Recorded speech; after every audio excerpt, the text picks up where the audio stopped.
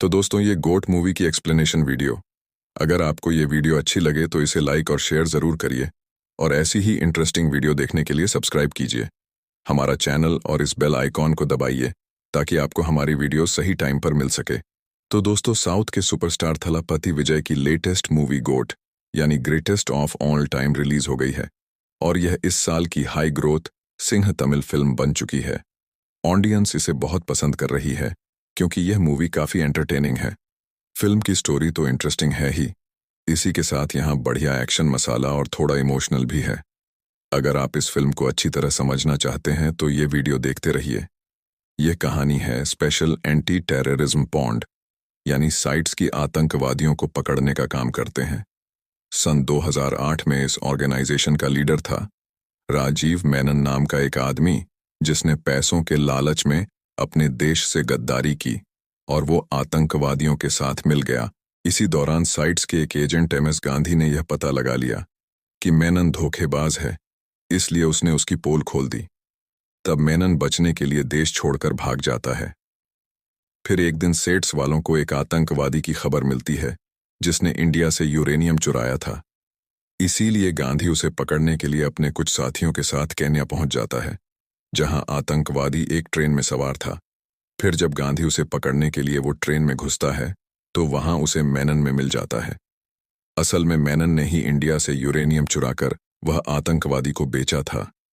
अब यहाँ गांधी मेनन और वह आतंकवादी से लड़के यूरेनियम हासिल कर लेता है और वह अपने साथियों की मदद से उस ट्रेन को ब्लास्ट कर देता है जिसमें मेनन मर जाता है। इसके बाद सेक्स के एजेंट इंडिया लौट जाते हैं। यह सभी ऑफिसर्स अंडरकवर होकर काम करते थे और ज्यादातर समय अपने परिवार से दूर रहते थे। यह बात गांधी की बीवी अनुराधा को नहीं पता थी, इसीलिए वह उस पर काफी शक करती थी। इसी दौरान गांधी अपने अगले मिशन के लिए थाईलैंड जाने वाला था, लेकिन फिलहाल उसकी बीवी का शक बहुत ज्यादा बढ़ गया था। इसलिए गांधी मजबूरी में अपनी प्रेग्नेंट बीवी और 5 साल के बेटे को लेकर थाईलैंड चला जाता है। वहां मिशन खत्म करने के बाद गांधी अपनी फैमिली के साथ घूम रहा था, तभी उन पर बहुत सारे लोग हमला कर देते हैं। गांधी किसी तरह अपनी बीवी और बच्चे को वहां से निकालता है और उन गुंडों से लड़ता है। इसी बीच अनुराधा को लेबर पेन यानी प्रेगनेंसी का दर्द शुरू होता है। तब गांधी उसे हॉस्पिटल लेकर जाता है। यहाँ अनुराधा को अपने पति की सच्चाई पता चल जाती है। इसके बाद जब गांधी हॉस्पिटल की फॉर्मेलिटी पूरी करने जाता है तब एक अनजान औरत वहां आकर उसके बेड जीवन को किडनैप कर लेती है। फिर गांधी अपने बेटे को बहुत ढूंढता है और आखिर में पुलिस के पास कंप्लेंट करता है। तब पुलिस को वह गाड़ी मिलती है जिसमें उस औरत ने जीवन को किडनैप किया था। उस कार का एक्सीडेंट हो गया था और वह बुरी तरह जल चुकी थी और उस गाड़ी के साथ वह औरत और जीवन भी जलकर मर गया था। दूसरी तरफ अनुराधा हॉस्पिटल में एक बच्ची को जन्म देती है। गांधी वहां जाता है और वह अपनी बीवी को हादसे के बारे में बताता है तो अनुराधा उस पर बहुत गुस्सा होती है, क्योंकि वो सब कुछ जानकर भी इतने खतरनाक मिशन पर अपने परिवार को साथ लाया था। थाईलैंड से वापस लौटकर गांधी सेठ से रिजाइन कर देता है और वो एक पासपोर्ट ऑफिसर बन जाता है और अब अनुराधा उसे छोड़कर अपनी बेटी के साथ अलग रहने लग जाती है। इस तरह से 16 साल बीत जाती है और उनकी बेटी जीता अब बड़ी हो जाती है। फिर एक दिन गांधी अपने पुराने साथियों से मिलता है जो उसे कहते हैं कि रशिया में इंडिया की एम्बेसी ओपन होने वाली है, पर मॉस्को का एक गैंग इसके खिलाफ है। वो लोग वहां काफी दंगा कर रहे हैं, इसीलिए इमिग्रेशन ऑफिसर्स को ट्रेनिंग देने की जरूरत है। और क्योंकि गांधी अब इस काम में एक्सपर्ट बन गया था, इसीलिए उसका पुराना बॉस नजीर उसे वहां जाने के लिए कहता है। गांधी पहले इसके लिए मना करता है, लेकिन फिर वह मान जाता है और वो मॉस्को चला जाता है। वहां एम्बेसी में उनके ऊपर वह गैंग हमला कर देती है। तब गांधी उनसे लड़ना शुरू करता है। उन गैंगस्टर्स के साथ एक ऐसा लड़का भी था जिसका चेहरा बिल्कुल गांधी के जैसा था। गांधी उससे बात करने की कोशिश करता है, पर तभी वहां पुलिस आ जाती है और वह गैंग वाले वहां से भाग जाते हैं। इधर गांधी इस सोच में पड़ गया था कि वो लड़का कहीं उसका बेटा तो नहीं। फिर एक दिन वो लड़का छुपकर गांधी से मिलता है और वह ये कबूल करता है कि वह उसका बेटा जीवन ही है। तब गांधी से लेकर इंडिया लौट जाता है। जीवन के वापस आने से उनकी जिंदगी बिल्कुल बदल जाती है। और अब गांधी की बीवी अनुराधा उसे माफ कर देती है और उनका पूरा परिवार हंसी खुशी साथ रहने लग जाता है। तभी एक रात गांधी को उसके बॉस नजीर का कॉल आता है और वह उसे अर्जेंटली मिलने के लिए बुलाता है। गांधी उसके पास जाने के लिए निकलता है। इसी दौरान नजीर पर एक अनजान हेलमेट वाला लड़का हमला कर देता है। इसकी वजह से नजीर का फोन वहां गिर जाता है, जिसे वह हेलमेट वाले लड़के का साथी लेकर भाग जाता है। फिर वो अनजान लड़का नजीर को फॉलो करके एक मेट्रो ट्रेन में घुस जाता है। तभी वहां गांधी भी आ जाता है और वो नजीर के साथ मिलकर उस लड़के से लड़ाई करता है, लेकिन वह अकेला ही इन दोनों पर भारी पड़ता है। फिर वो लड़का नजीर को मारकर वहां से भाग जाता है और तब हमें पता चलता है कि वह हेलमेट पहना हुआ लड़का असल में गांधी का बेटा जीवन है। उधर गांधी अपनी हार बर्दाश्त नहीं कर पाता और वह दोबारा सेट्स ज्वाइन कर लेता है ताकि बोस कातिल को पकड़ सके। दूसरी तरफ जीवन अपने साथी शाह से मिलता है, जिसके पास नजीर का फोन था, लेकिन वहां उसे पता चलता है कि उस रात शाह के पास से किसी ने वह फोन चुरा लिया है। तभी जीवन को उसके पापा का कॉल आता है, लेकिन यह पापा गांधी नहीं था, बल्कि वो राजीव मेनन था।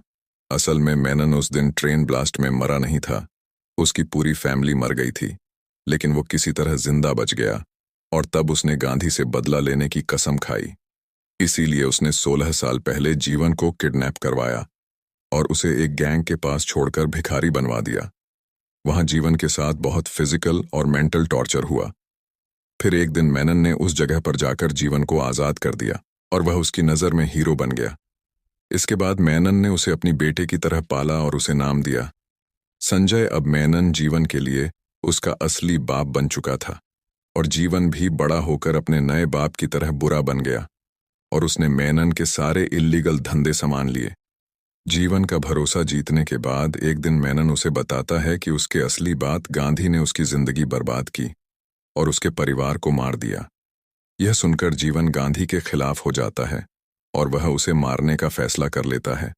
फिर मेनन और जीवन ने मिलकर गांधी से बदला लेने का प्लान बनाया और जीवन जानबूझकर उसे मॉस्को में टकराया ताकि वह इंडिया आकर गांधी की जिंदगी बर्बाद कर सके।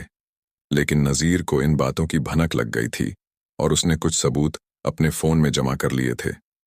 इसी वजह से जीवन ने उसे मार दिया। दूसरी तरफ डायमंड बाबू नाम का एक मोबाइल चोर, जिसमें शाह के पास से नजीर का फोन चुराया था, वो उस फोन को बेचने के लिए ऑन करता है, लेकिन फोन के होते ही पुलिस उसे ट्रैक कर लेती है और वह गांधी को कॉल करके इस बारे में बता देती है। पर जीवन भी यह बात सुन लेता है।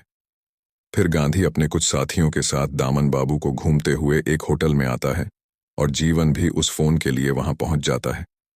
तब शायद का ऑफिसर अजय वहां पर डायमंड बाबू से वह फोन ले लेता है, लेकिन जीवन अजय को मारकर उसे वह फोन छीन लेता है। दूसरी तरफ मॉस्को गैंग के लोग, जो कि जीवन के साथ ही थे, वो हर बार यानी समुंदर के रास्ते इंडिया आते हैं, तो वहां पुलिस उन्हें पकड़ लेती है।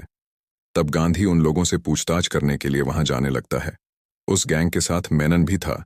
जब जीवन को यह पता चलता है कि गांधी वहां पर जा रहा है, मेनन को बचाने के लिए अपनी गर्लफ्रेंड श्रीनिधि, जो कि सेक्स के एक ऑफिसर सुनील की बेटी थी, उसे किडनैप कर लेता है और फिर वो गांधी और सुनील को फोन पर धमकी देता है और उन्हें मॉस्को गैंग को छोड़ने के लिए कहता है, इसलिए बोलो उस गैंग को छोड़ देते हैं।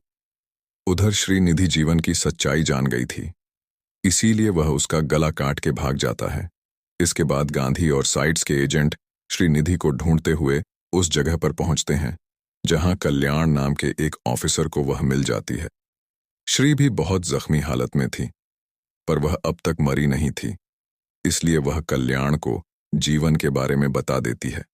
तब कल्याण उसे गला दबाकर मार देता है, क्योंकि वह असल में मेनन का पार्टनर था। कल्याण बहुत लालची था, इसलिए मेनन उसे पैसे खिलाकर सारी इन्फॉर्मेशन लेता था। श्रीदेवी भी को मारने के बाद कल्याण उसकी डेड बॉडी लेकर सुनील और गांधी के पास जाता है और रोने का नाटक करता है। इस सब के बाद गांधी हार्बर का सीसीटीवी फुटेज चेक करता है।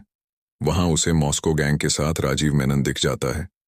इसे गांधी समझ जाता है कि यह पूरा खेल मेनन का है, जो कि बदला लेने के लिए वापस आया है और वो कुछ बड़ा काम करने वाला है। इधर दामन बाबू को एक रेस्टोरेंट में जीवन का साथ ही दिख जाता है। इसीलिए वो सेठ को उसकी खबर दे देता है। तब गांधी और उसके साथी शाह को ट्रैक करने लगते हैं और फिर एक दिन वो लोग उसी जीवन के साथ देख लेते हैं जहां गांधी उसे पकड़ लेता है। और फिर शायद वाले उससे पूछताछ करते हैं, लेकिन जीवन उन्हें कुछ नहीं बताता।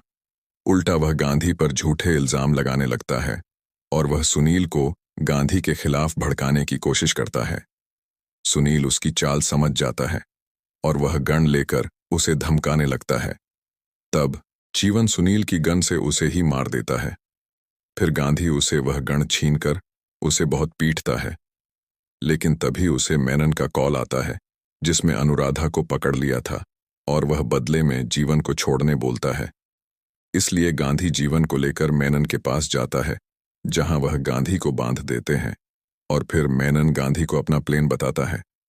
उस रात आईपीएल का मैच था जहां जीवन स्टेडियम में बम ब्लास्ट करके उसका सारा इल्जाम गांधी पर लगाने वाला था। इस तरह से गांधी एक देशद्रोही कहलाएगा और मेनन को अपना बदला मिल जाएगा। तभी उस जगह पर सेठ की टीम आकर मेनन को पकड़ लेती है। असल में गांधी ने मेनन के मुख से उसका प्लान जानने के लिए यह सारा ड्रामा किया था। दूसरी तरफ सुनील, जिसने सिर्फ मरने का नाटक किया था, वह जाकर कल्याण से मिलता है। गांधी और सुनील को पहले से ही कल्याण पर शक हो गया था। अश्विनी जी की पोस्टमार्टम रिपोर्ट से उन्हें यह पता चल गया था कि उसकी मौत गला काटने से नहीं बल्कि दम घुटने से हुई है। और क्योंकि कल्याण ही पहले श्री के पास पहुंचा था, इसलिए गांधी समझ गया था कि कल्याण नहीं उसे मारा है और वह मेनन के साथ काम कर रहा है। इसी वजह से सुनील उसके साथ लड़ाई करता है और वो कल्याण को मार देता है। उधर स्टेडियम में जीवन अपने साथियों के साथ बॉम्ब लगा देता है और सारे गेट बंद कर देता है।